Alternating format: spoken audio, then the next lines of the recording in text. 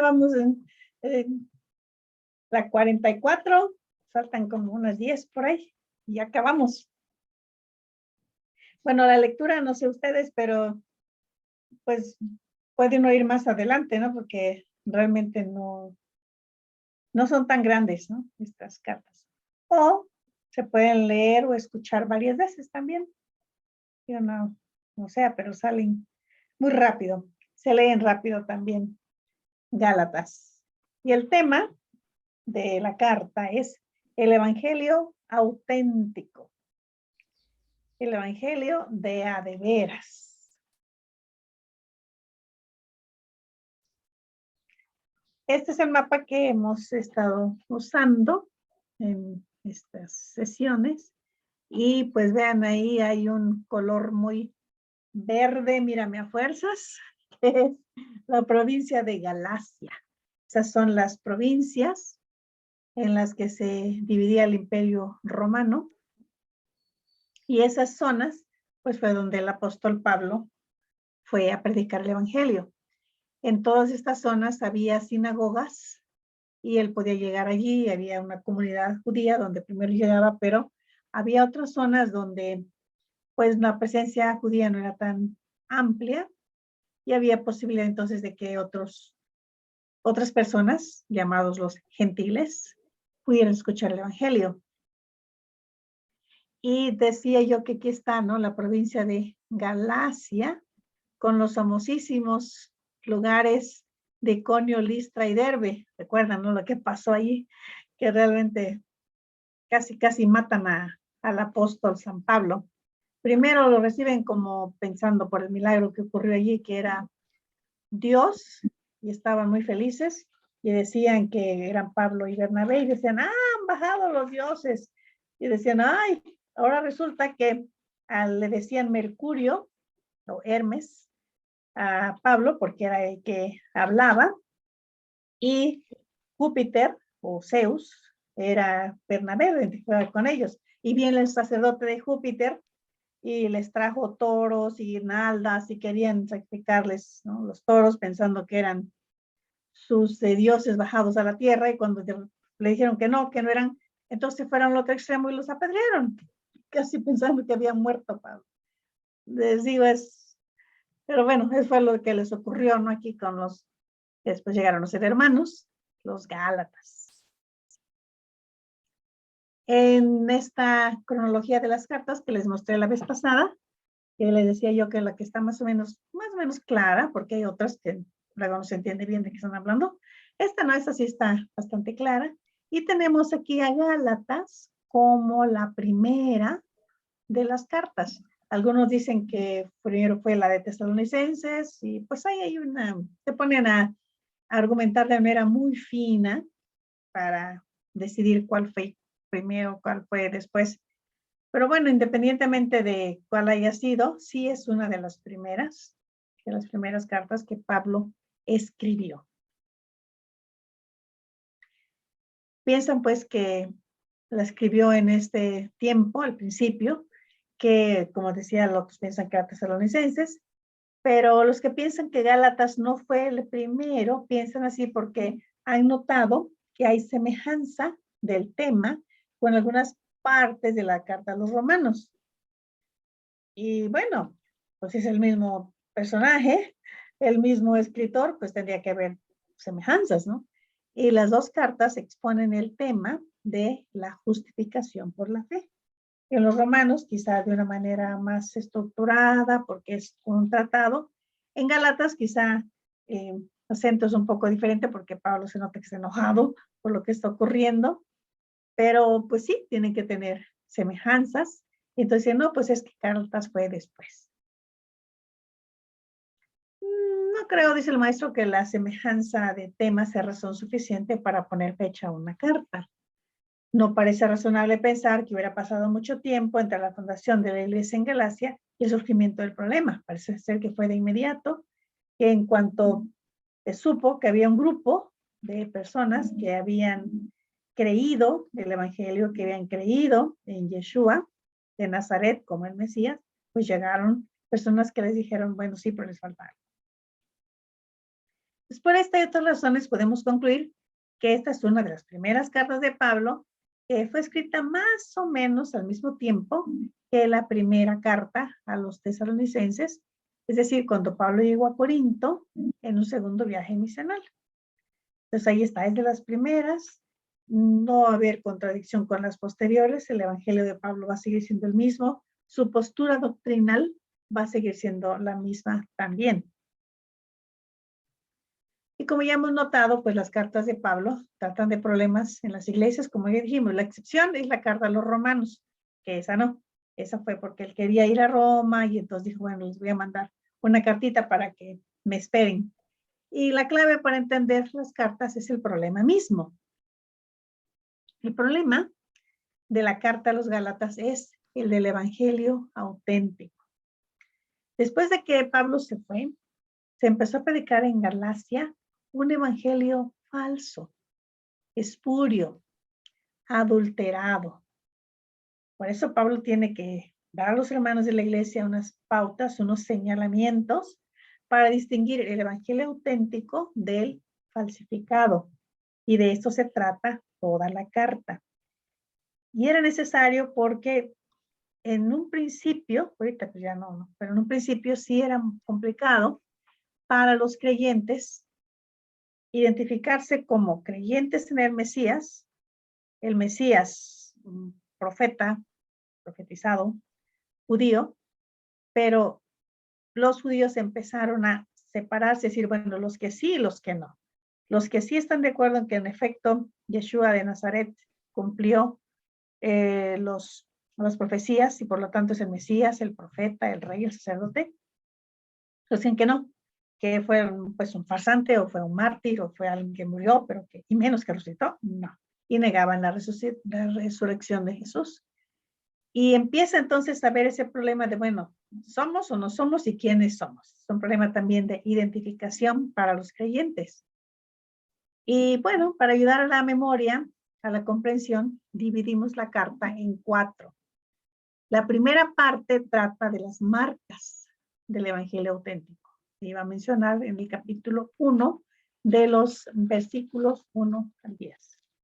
La segunda parte del argumento es un argumento biográfico a favor del evangelio auténtico. Y ese va a ser de los 1:11 al 2:21.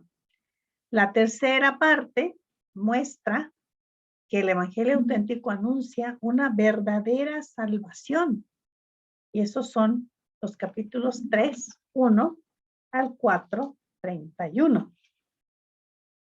Y la cuarta y última parte trata acerca de la libertad que va implícita en el evangelio auténtico.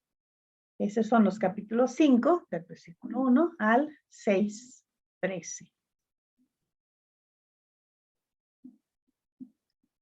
Entonces veamos primero las marcas o pautas del evangelio auténtico. Las pruebas y los argumentos empiezan con las primeras palabras. Pablo apóstol, e inmediatamente dice, no de hombres ni por hombre, sino por Jesucristo y por Dios el Padre, que lo resucitó de los muertos. El hecho de que Pablo sea apóstol, nombrado por Dios y no por los hombres, es una garantía de la autenticidad del evangelio. Porque los otros apóstoles podrían decir, pues mira, nosotros Jesús nos llamó. Mateo podía decir, yo estaba sentado en el banco de los tributos y él me dijo, ven, sígueme. Pedro puede decir, yo estaba con mis pescadores y el Señor dijo, ven, te voy a hacer pescador de hombres. Entonces ellos pueden decir, el Señor mismo nos llamó. Y Pablo, dice, pues Pablo, es como que de pronto surge un Pablo que primero perseguía a la iglesia y ahora ya no, que primero negaba a Jesús y ahora lo dice que sí es el Mesías. ¿Y ese quién lo convocó? ¿Cómo salió? Dice Pablo, a mí, no hombres, ni por hombre, Jesucristo. Jesucristo mismo me envió. Y este hecho hace resaltar el origen divino del evangelio. No es producto del pensamiento humano, sino un anuncio que procede de la iniciativa de Dios el Padre. Y algunos notan, ¿no? Y es cierto que aquí a Pablo ya ni gracias, ¿no? Casi siempre dice, doy gracias a Dios, a Jesucristo. En este no, en este inmediatamente dice, a todos los hermanos que están conmigo, gracia y paz a vosotros. Bueno, no hay un momento que parece que se siente algo molesto. Cuando uno está leyendo la carta, hay como que Pablo está un poco molesto por lo que está ocurriendo. Y de inicio, pues, entre las primeras líneas, dice, yo, apóstol, por Jesucristo, por Dios y el Padre, que lo resucitó de los muertos. Este evangelio auténtico tiene un contenido específico. Es el evangelio de Jesucristo. No solamente es de él, el sentido de que Jesucristo es el autor de este evangelio, verdadero, sino que él es también el contenido del anuncio. El evangelio, que es el que Pablo ha predicado, es una declaración acerca de él, de su vida, de su ministerio, de su predicación, de su muerte, de su resurrección y de su continua actividad en los asuntos de la tierra, junto con su segunda venida en gloria. Todo esto, dice Pablo, yo lo sé, yo lo conozco y mi evangelio viene de Jesucristo mismo. No es de segunda mano, es de fuente primaria. Él mismo me lo declaró, él mismo me lo reveló. Todo esto es por la eterna voluntad de Dios. Lo subraya, conforme a la voluntad de nuestro Dios y Padre. El evangelio no auténtico no fue un rápido ajuste a las circunstancias del mundo, sino una libertad preplaneada conforme a la voluntad de Dios. No fue que Pablo de pronto dijo, pues creo que voy a cambiar ahora mi postura, mi posición, pues ya he visto que, si gente como Esteban está dispuesto a morir por esto, pues a lo mejor hay algo de verdad en esto. Sí, creo que sí, voy a cambiar mi postura. No, no fue así. Ahora, tal vez nunca se nos ocurriría darle las gracias a los falsos maestros, pero son ellos los que tienen mucho que ver con la producción del Nuevo Testamento. No solamente estaban activos en Corinto, sino también en Galacia. Es decir, por una parte podemos agradecerles que hayan estado ahí echando sus mentiras o poniendo sus argumentos falsos para que de esta manera Pablo se vea obligado a decir cuál es el verdadero evangelio. En ese sentido, pues qué bueno que andaban ahí anunciando cosas que no eran, para que entonces ahora Pablo pueda decir, ¿saben qué? Ese no es, sino también tanto en Corinto como en Galacia seguían activos y por eso ya viene Pablo y va a decirles, este es el evangelio. Eso que dicen ellos no es.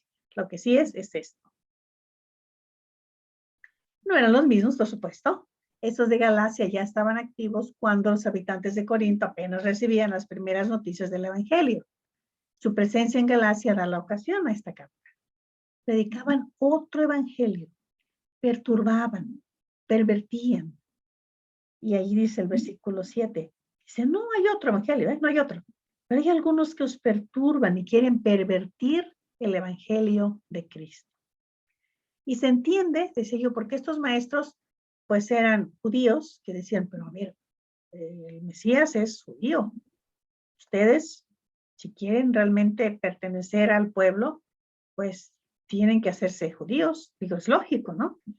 Si no, ¿qué cosa van a hacer? El mundo está dividido entre judíos, que seguimos la ley de Moisés, que tenemos nuestra tradición, tenemos a Abraham por padre, tenemos el Mesías, Jesús mismo era judío, y los gentiles que pues no tienen nada que ver con nosotros.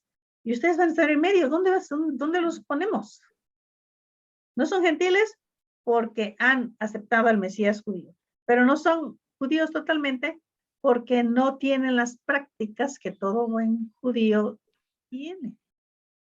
Es una cuestión de identificar a los cristianos, que se empezaron a llamar así, ¿dónde quedaban? El evangelio auténtico es único, singular, peculiar, particular, especial, definitivo, sui generis, único en su género. Todo lo que sea diferente en cuanto al evangelio es equivocado y falso. El ser otro o diferente lo hace falso porque no sería evangelio, buenas noticias. Y dice, esto lo dice en el 6 y el 7. Dice, estoy maravillado de que tan pronto se hayan alejado. El evangelio de Cristo, el que Pablo predicaba, es la pauta, la norma para juzgar todo mensaje y todo mensajero. Todo lo diferente, dice Pablo, que sea maldito. Anatema quiere decir maldito, condenado. Si alguien viene, es más, miren, cualquiera, es más, si está un ángel del cielo, viene a anunciarles otro evangelio, yo creo que va a ser muy difícil que un ángel del cielo bajara y predicara otro evangelio, pero si, pues supongamos que sí, algo tan absurdo como un ángel del cielo que venga y les predique otro evangelio, no lo acepten. No lo acepten. Que sea anatema, es decir, condenado. El único evangelio es el que les predico yo y los apóstoles, claro también, pero otro es equivocado y falso. Ahora el argumento es su misma vida, el argumento biográfico a favor de el evangelio auténtico. Y para sostener el punto que ya Pablo había establecido arriba, de que el evangelio auténtico tiene su origen en Dios, ofrece pruebas de que no aprendió el evangelio de hombre ninguno y muestra por su historia personal la imposibilidad de ser continuador de una tradición humana. Y él les dice, miren, yo no lo recibí, no lo aprendí de hombre alguno, sino por revelación de Jesucristo. Si yo no fui cuando me caí del caballo, fui a Damasco, no me fui con los discípulos para decirles, a ver, oigan, díganme de qué se trata. Pues no, ¿cómo? Si era una persona que había que tenerle temor. No, ya ustedes saben, dice, cómo yo perseguía a la iglesia, dice, cómo se iban a juntar conmigo los apóstoles. Y es más, dice, yo era mucho más celoso de las tradiciones de mis padres y era, pero si el más aventajado. Dice, pero, ¿qué ocurrió? Agradó a Dios revelar a su Hijo en mí. Si yo ni siquiera lo andaba buscando, al contrario, yo perseguía a los creyentes. Y entonces, una persona como esta, pues sí, porque agradó a Dios.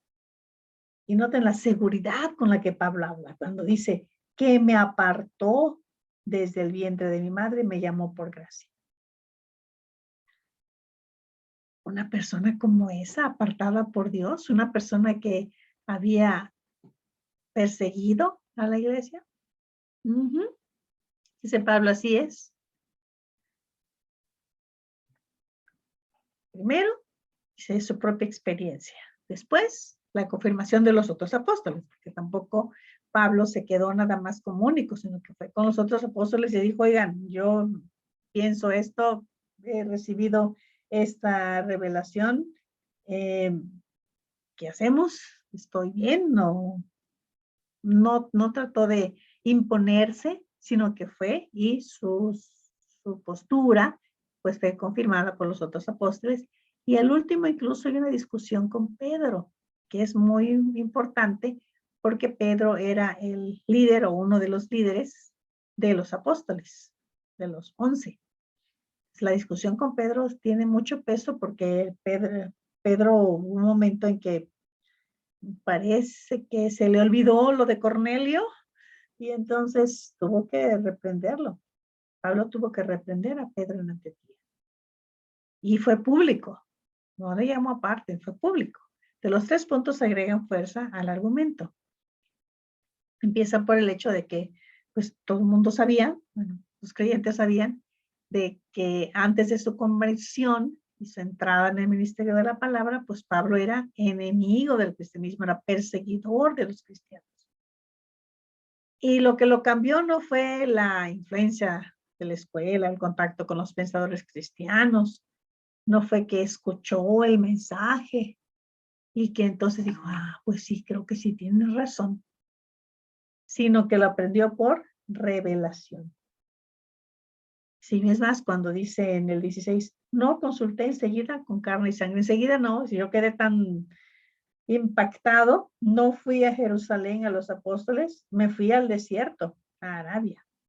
Y después, de nuevo, volví a Damasco. Y es más, pasaron 3 años. Subí a Jerusalén para ver a Pedro y permanecí con él 15 días. Y es más, no vi a ningún otro, sino a Jacobo, el hermano del Señor. Entonces, vean, yo estuve 3 años allá. Y después nada más estuve 15 días en Jerusalén. Pero yo, mi mensaje me fue transmitido por revelación. Pone como prueba el hecho de que los otros apóstoles aprobaron a Pablo. Dicen, yo aquí estuve y pues solamente decían, dice, aquel que en otro tiempo nos perseguía, ahora predica la fe que en otro tiempo asolaba. Y glorificaban a Dios en mí. Y me empecé a hacer famoso porque resulta que un principio yo, un perseguidor, ahora hablaba el mismo mensaje que antes había perseguido.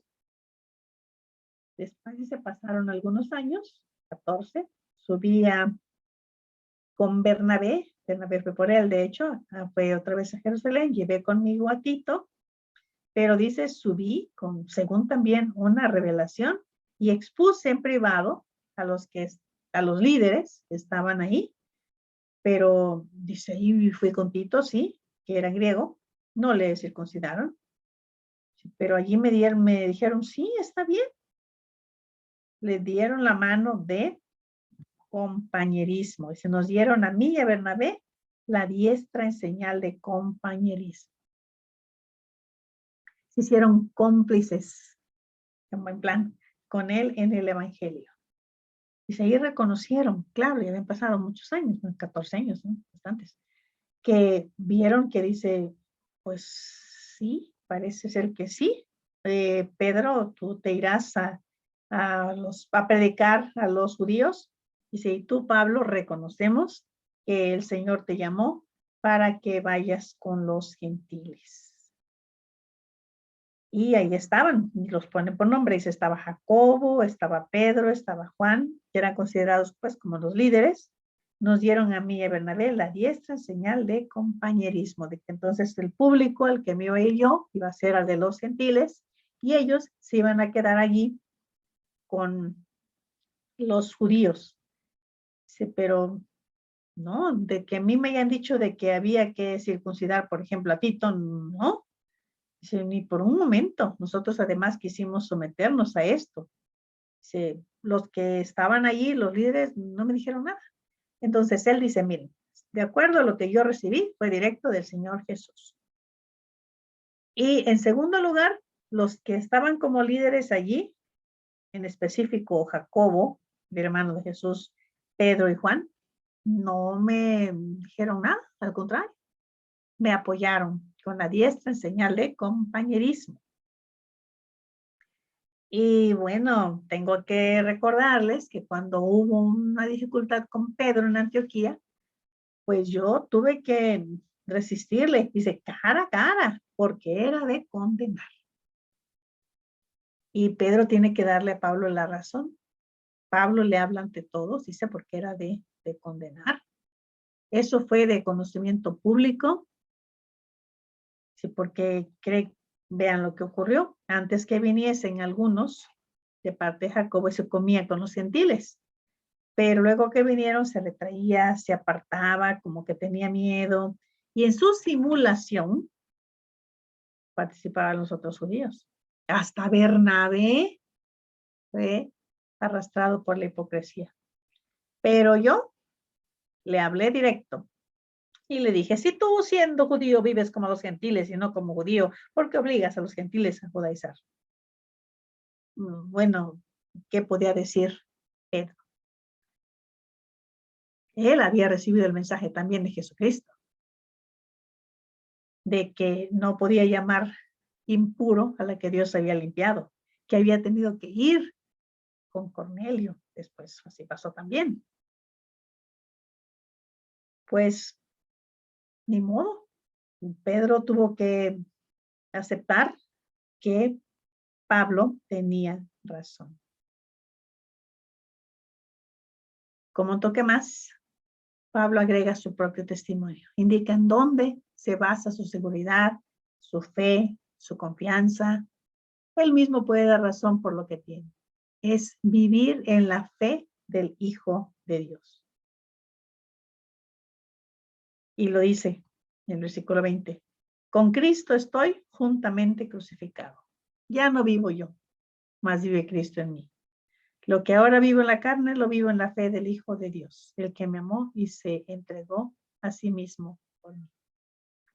Vivo en la fe del Hijo de Dios, en la fe, en el Evangelio de ese Hijo de Dios, ese Evangelio que Él ha recibido y que Él predica.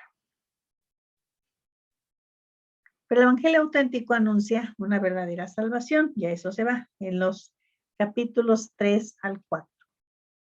La autenticidad de un mensaje depende de la realidad de lo que se ofrece. Cuando tenemos algún anuncio de publicidad y resulta que lo que promete el anuncio es correcto, es adecuado, entonces el mensaje es auténtico, porque ofrece algo que es real, que es verdadero.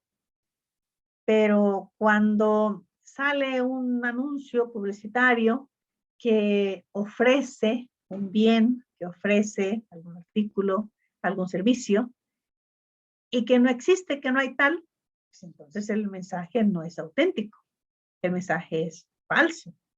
Y la verdad es que en la publicidad hay muchos mensajes más falsos que verdaderos. Y luego vienen las demandas y van ante Profeco. Pues sí, porque si se está ofreciendo un mensaje que no es correcto porque no hay realmente lo que ofrece, pues es falso. Entonces, ofrecer la salvación es engañar si no existe tal salvación. Y en esta parte hallamos descrita esta salvación. La descripción es dada en su expresión doctrinal o teológica. Por eso Pablo habla de la justificación por la fe. Y ese va a ser el tema que va a desarrollar en los capítulos 3 al 4. Y lo va a hacer partiendo del contexto judío, porque el cristianismo viene de un origen judío, tiene un origen judío. Es Abraham, el padre de los creyentes, y entonces tiene que ir hacia atrás a Abraham para que pueda dejar bien claro que incluso Abraham y el pacto que Dios hizo con él, incluso Abraham fue justificado también por la fe. Y esto tiene que ver porque Abraham es antes de Moisés, antes de que se estableciesen las leyes o las normas de Levítico, que están en el Antiguo Testamento, en la Torá, en los escritos de Moisés, estaba Abraham. Entonces lo que hace Pablo es ir a ver a Abraham y dice, vamos a ver con Abraham, a ver cómo es que él fue también justificado. Y entonces empieza a partir de allí. Porque en la primera parte del capítulo 3 les decía que se no está muy enojado, ¿no? Hasta les insulta. Y bueno, no es una manera muy bonita de hablar, ¿no? Cuando les grita, gálatas insensatos, faltos de cordura, qué tontos.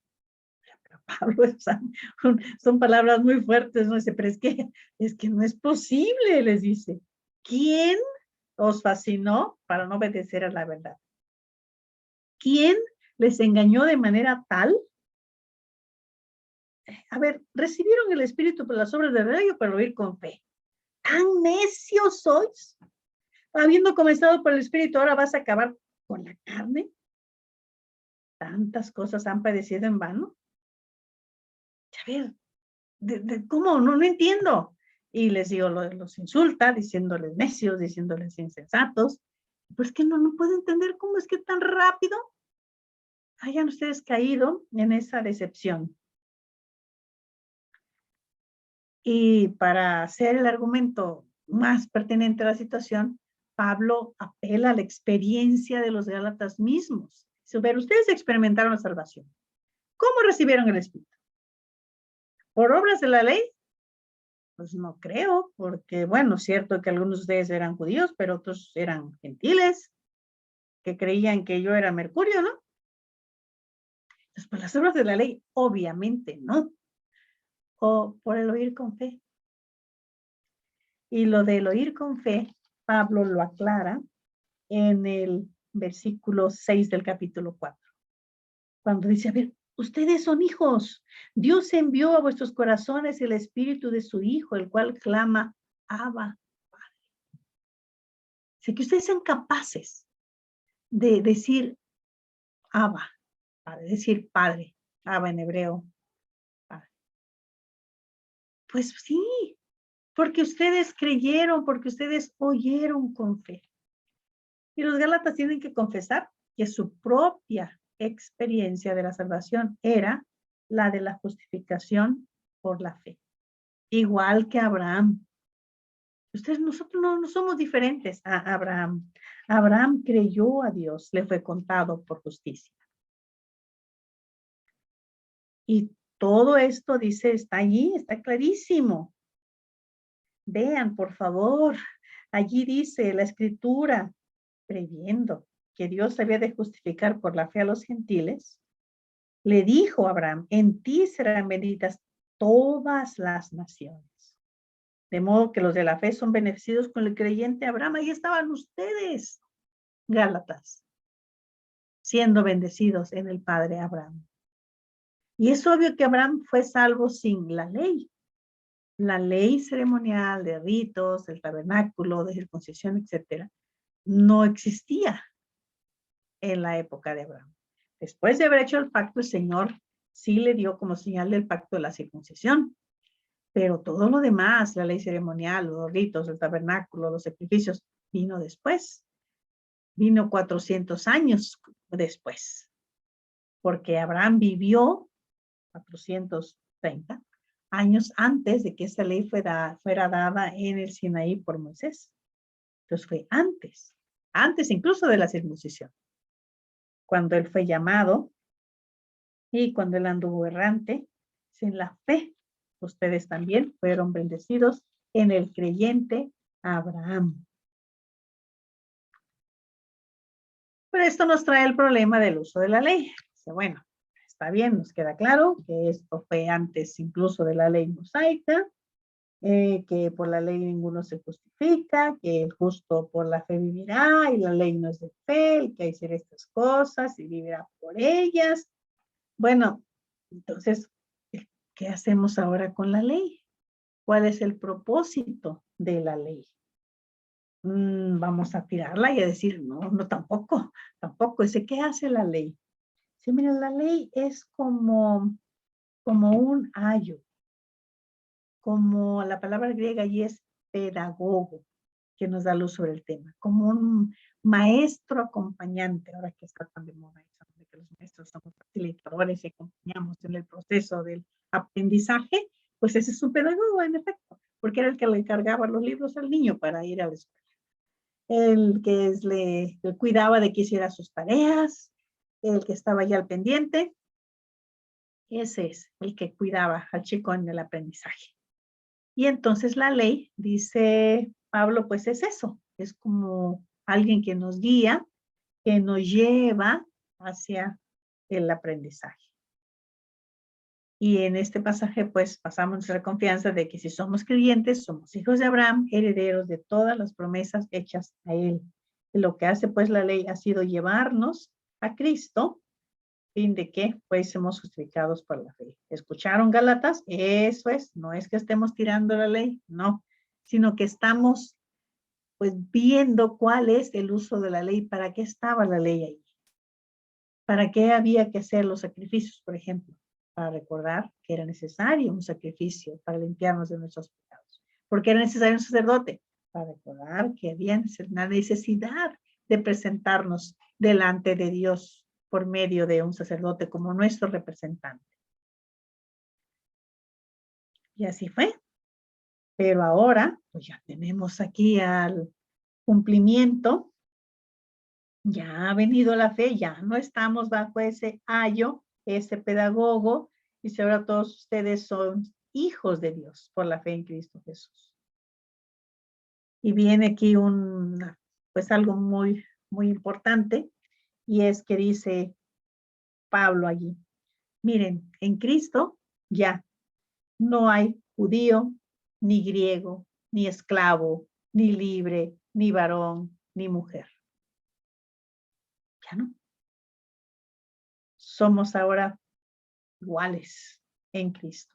Y este es un principio súper importante, porque ahora está diciéndole, ya no vamos a dividir el mundo entre los judíos y los griegos y los romanos, que cada quien las diferentes etnias y su trasfondo cultural. No, ya no. En cuanto a cultura, ya no. Ni esclavo ni libre. Estatus social. Varón y mujer. Género. Es decir, lo que Pablo está proponiendo aquí, y que suena muy moderno, ¿no?, para nuestros días, es que no es válida la discriminación ni por estatus social, ni por género, ni por etnia, sino todos vosotros sois uno en Cristo Jesús. Era un mensaje muy fuerte, porque les decía que los griegos, todos los griegos, no consideraban a los demás como bárbaros. Y viven en el mundo entre nosotros los griegos civilizados, disculpen, y los demás. Los esclavos, pues esclavos no tenían personalidad jurídica, los esclavos podían ser vendidos, podían ser matados, podían como cosas, se les consideraba propiedad del amo. Y pues la discriminación con respecto a la mujer, que no tenía tampoco una personalidad jurídica completa, que era considerada siempre como menor de edad, pues aquí dice, no es que esté él promoviendo que ya no exista eso, sino simplemente dice en Cristo, ya somos uno, no es válida la discriminación. Y todos, dice, ahora somos linaje de Abraham. El otro enfoque que Pablo da a la salvación, además de explicar que es justificación por la fe, es el de la adopción. El adoptado es hijo legal. Si ya no somos esclavos, sino hijos. La cuestión de la adopción da el contexto de la libertad que Pablo expone en la última parte de la carta, cuando dice que hemos sido ahora adoptados y que ahora somos hijos. Si ya no eres esclavo, sino hijo. Y si hijo, también heredero de Dios por medio de Jesucristo.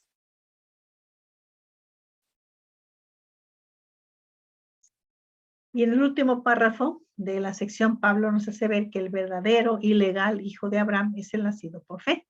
Y compara a Sara con Agar, con la Jerusalén de arriba y la Jerusalén de abajo.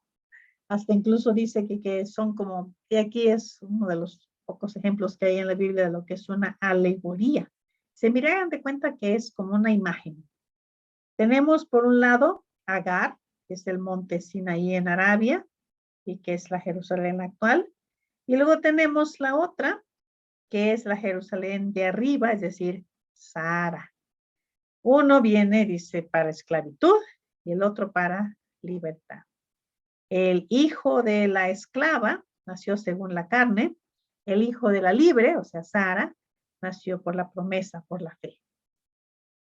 Pues, recordando la historia, pues sí, porque Ismael nació de manera natural, de Agar y Abraham, pero el Isaac nació de manera no natural.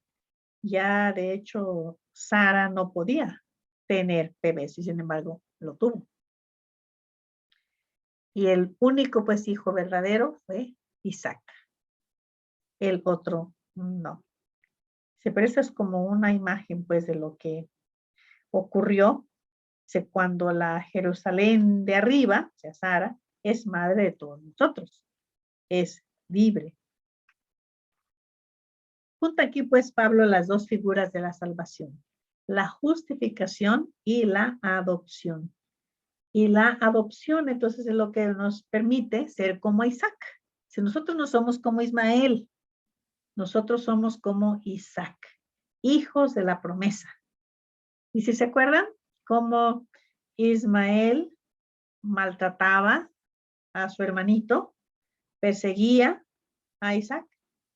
Y si por eso dice la escritura, echa fuera a la esclava y a su hijo. No heredará al hijo de la esclava con el hijo de la libre. Si no somos hijos de la esclava, somos hijos de la libre. Y con este contexto, pues, de que dice ahora, no tiene por qué haber discriminación basada ni en la raza, ni en el género, ni en la posición social. Tenemos que recordar que somos libres. Por eso, el Evangelio auténtico ofrece una genuina libertad.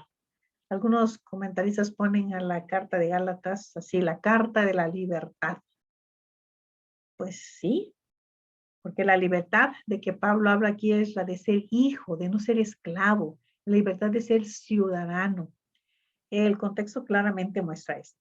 El ser hijo, así como ser justificado, es resultado de un acto forense, de un acto jurídico, una proclamación de un juez que con su palabra hace la realidad.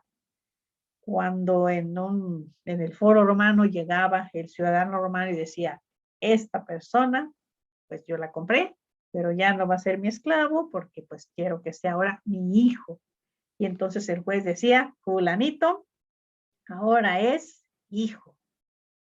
Y el juez declaraba que esa persona ahora cambiaba su situación jurídica y ahora como hijo podía heredar al romano que le había adoptado. Y les comentaba, yo comenté, los romanos muchas veces se adoptaban unos a otros. Decían, yo te adopto a ti y tú me adoptas a mí. Entonces iban ante el juez y decían, yo adopto a fulanito como mi hijo, y el otro decía, y yo también lo adopto a él. Hacían ese juego de doble adopción para que así quien se muriera primero pudiera heredar los bienes del otro. Porque ese era el chiste de la adopción. La adopción no era nada más así, sino era para poder heredar los bienes del padre. Y es por esto que lo hacían. Y ahora dicen, ustedes ahora son hijos, son adoptados, pueden heredar, ya no son esclavos. La adopción que tenemos es real por la palabra. Tenemos una verdadera calidad de hijos. La libertad también resulta de un acto forense, es concretamente dada por la palabra. La libertad no existe en lo abstracto. La libertad siempre es concreta. Somos libres y libres para. Si no hacemos aquello para lo que fuimos liberados, no somos libres de verdad, por no practicar la libertad. Y es un punto muy importante que dice Pablo aquí, pues sí, somos libres, pero libres ¿para qué?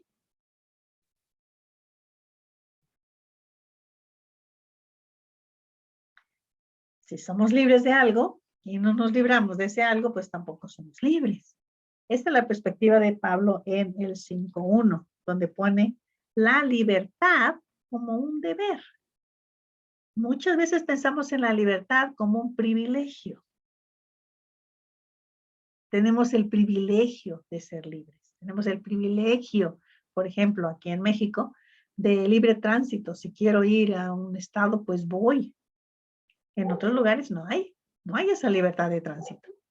En otros lugares, pues te quedas donde estás y si te vas a ir, pues tienes que avisar, sobre todo si uno es mujer, si no tiene permiso del esposo o del hermano mayor o no puede viajar, no hay libertad de tránsito. En algunos lugares del mundo así es.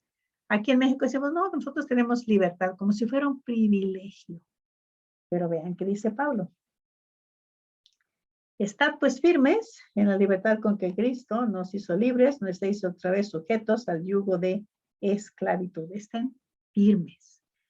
Y pone la libertad como un deber, como algo que tienen que practicar. La libertad como algo que tenemos que ejercer o mantener. Si no la ejercemos, no la tenemos.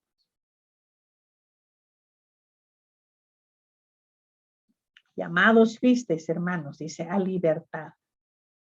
Y claro, hay que tener cuidado también con esa libertad. Él da instrucciones para la práctica o el ejercicio de la libertad. Y eso no es vivir anárquicamente, en desenfreno, en libertinaje, es todo lo contrario. Es vivir social y personalmente responsables. Si son libres, pero no usen la libertad como ocasión para la carne, sino, ¿para qué vamos a usar la libertad? Ahí está subrayado. Servíos por amor los unos a los otros. Entonces, ¿para qué somos libres? Para servir. Es un deber. La libertad es el deber de servir. Por amor los unos a los otros. Aquí está.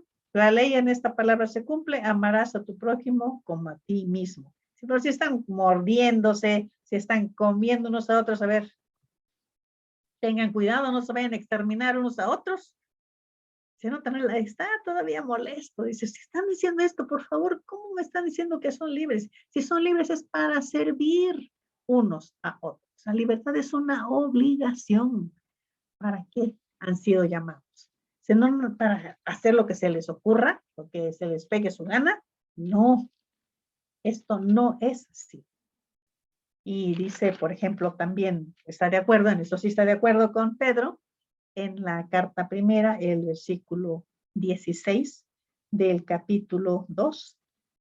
Dice ustedes como libres, pero no como los que tienen la libertad como pretexto para hacer lo malo, sino como siervos de Dios. Honrad a todos, amad a los hermanos. Lo dice Pedro también. La libertad es ser siervos de Dios. ¿Y cómo mostramos que somos siervos de Dios? ¿Está? Sirviéndonos unos a otros por amor. Las instrucciones sobre cómo hacerlo están aquí. El capítulo 5:16 nos da la fórmula. Dice, la fórmula es la siguiente. Andad en el espíritu y no satisfagáis los deseos de la carne. Ahí está la clave. Andar en el espíritu, no sujetos a los deseos de la carne. No olviden la doctrina de los carnales, de las cartas a los corintios. Y las obras de la carne están súper bien claritas en los versículos 19 al 21. Aquí están. Adulterio, fornicación, inmundicia, lascivia, idolatría, hechicería, enemistad, pleito, celo, ira, contienda, disensión, herejía, envidias, homicidios, borracheras, orgías, cosas semejantes a esto, acerca de las cuales os amonesto. Los que practican tales cosas no heredarán el reino de Dios. ¿Los gálatas tendrían todos estos pecados en medio de ellos? Yo creo que sí, porque los menciona. ¿En nuestras congregaciones tendremos ese tipo de pecados? Pues yo creo que sí. Las congregaciones seguimos igual, ¿eh? Y están allí, ¿sí? Y Pablo dice, pues quítense de esas cosas, elimínenlas, porque no heredarán el reino de Dios. Y por otra parte, el espíritu. Acá fueron bastantes, ¿no? Pero el espíritu, miren, nada más con estas. Del 22 al 23 dice, el fruto del espíritu es amor. Ya nos dijo que hay que servirse por amor los unos a los otros. Pero también es gozo. Noten que no dice felicidad. Eso, la felicidad es un invento griego. No, es gozo. Paz, paciencia, benignidad, bondad, fe, mansedumbre, templanza. A ver, ¿hay alguna ley en contra de esas cosas? Obviamente no. Ahí está el fruto del espíritu. Aquí les digo, a lo mejor se me olvidó alguna, pero aquí están los principales. Las obras de la carne y el fruto del espíritu. Chequen, hagan su checklist y a ver cuál hay. Imagínense que en el grupo de creyentes y no creyentes se practicase el amor, el gozo, la paz, la paciencia, la bondad. ¿Habría necesidad de cárceles? ¿Habría necesidad de policías?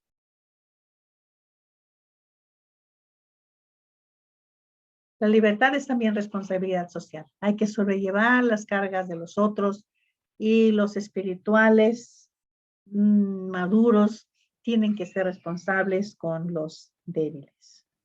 Cada uno dice, apóyense unos a otros, sobrelleven las cargas unos de los otros, cumplan la ley de Cristo. Podemos aprender un ejercicio responsable de nuestra libertad en Cristo aplicando las instrucciones del Espíritu Santo, pluma de Pablo, en nuestra vida personal, familiar y congregacional.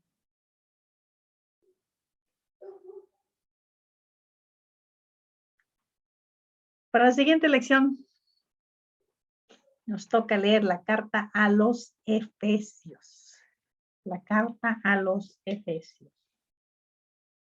Y si Alex no tiene tarea para dejarnos, sí tiene. Si no tiene, entonces yo les iba a poner una, pero sí, Alex tiene, me parece excelente. Bien, en este caso la tarea nos va a llevar al libro de los Hechos. Ya la maestra nos ha estado comentando que muchas cosas que estamos viendo las confirmamos o tenemos la información en el libro de los Hechos. En Hechos 2, tenemos en el capítulo 2, sí, en el capítulo 2, tenemos un evento que le llamamos Pentecostés. Este evento de Pentecostés se caracteriza por que desciende el Espíritu Santo y la congregación habla en lenguas, en otros idiomas. Después, en Hechos 10, tenemos lo que a veces se le conoce como el Pentecostés de los gentiles. En el caso de que Cornelio y su grupo, pues también son llenas del Espíritu Santo y como manifestación de esto, hablan en lenguas. La pregunta es, ¿hay algún otro evento en el libro de los Hechos que nos narren esta situación de la presencia o el descenso del Espíritu Santo sobre la congregación y como resultado hablan en lenguas, en otros idiomas? Esa es la pregunta. Y como referencia les voy a decir, les voy a dar una referencia. Estamos hablando del tercer viaje de Pablo. Esa es la tarea. Bueno, pero entonces hay que ir a leerse Hechos, ¿no? Hay que darle una repasadita a Hechos, sí. Pero para que no lo tenga que leer todos, se pueden enfocar en el segundo viaje, no, tercer viaje misionero de Pablo. Pero a lo mejor pueden tener dos tareas. Claro. No, está bien esta, porque de hecho, bueno, el Efesios va a hablar, ¿no? Del espíritu. Sí, vale la tarea.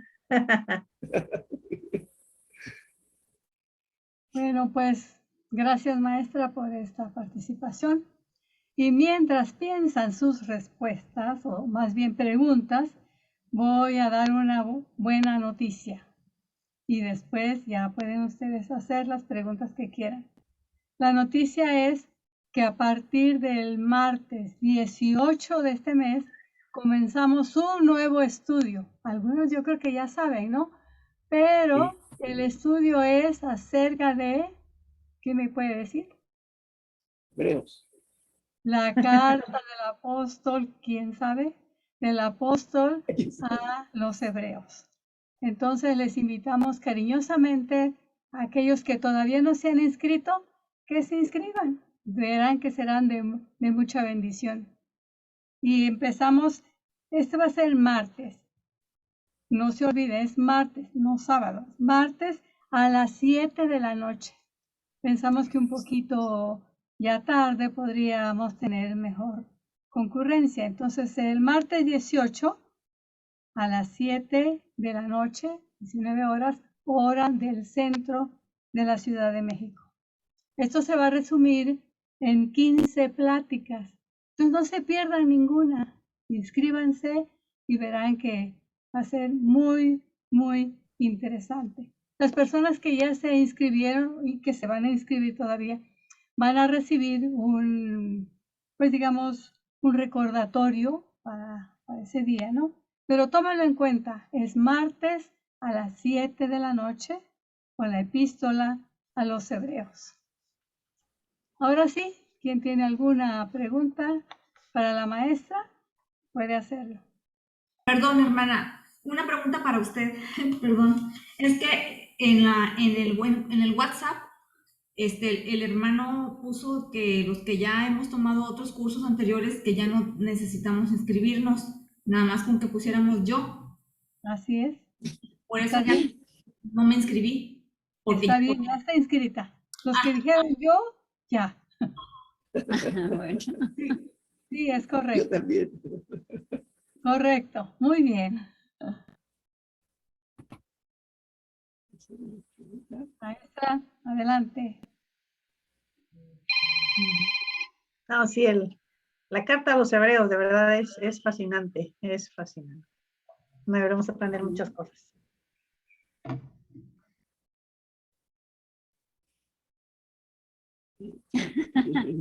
Pregunta. Ceci, Ceci, ¿quieres decir algo? hay que aprender. Voy. Sí, ya. A ver, es una pregunta, pues a lo mejor no hay respuesta, pero pues me surge la inquietud. En la carta de Gálatas, Pablo está mencionando a Santiago, Pedro y Juan, y él como pilares de la iglesia.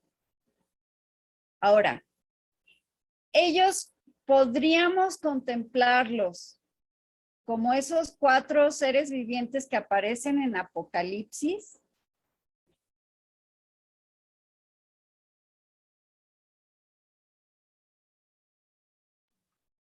No, de momento, no entiendo cómo sería la relación.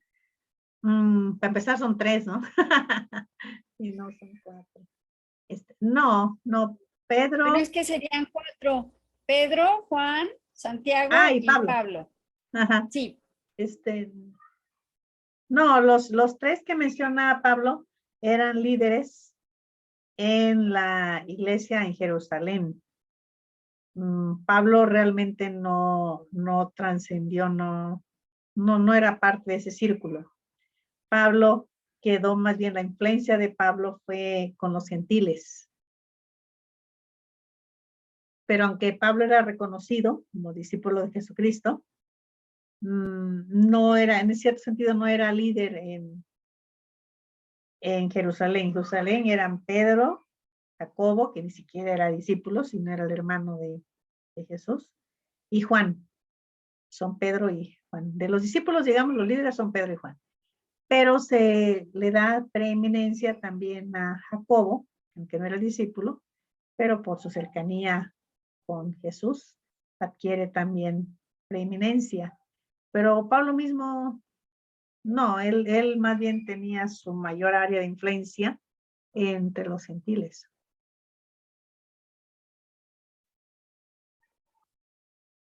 Sí, ahí luego vemos, ¿no? Lo de Apocalipsis es otra cosa.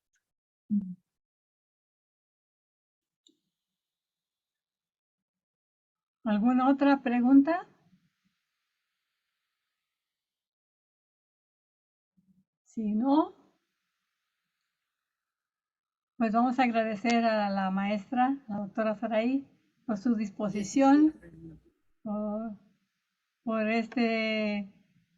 esta clase que terminamos hoy con Gálatas, pero hay que hacer la tarea y además no olvide la tarea de Alex. Pues muchas gracias por su atención. Nos veremos. Bueno, pues nos vemos el martes. Bueno. Nos vemos el martes, sí. Bueno, Gracias. Gracias. El martes. Saludos a todos. Saludos a Vicky. Y Yasmin, a ver si tu amiga ahora sí se apunta. Sí, le mando los links, pero pues como que no. No, pero dile que se apunte para el curso, que es un curso de 15 sesiones. Y pues hay algunos temas. Vamos a hablar un poco de todo, de lo que viene ahí en Hebreos. Sí, le voy a hacer la invitación, y no nada más a ella, a todas las hermanas de la iglesia donde yo voy. Espero que se Bueno. metan, en serio, porque está muy interesante. No saben lo que se pierden. Muy bien, muy bien. Bueno, pues nos vemos primero Dios. Hasta luego, gracias. Y acuérdense la enseñanza de hoy, somos libres para servir. Amén. Gracias, Luego, bendiciones. Toño. Pues,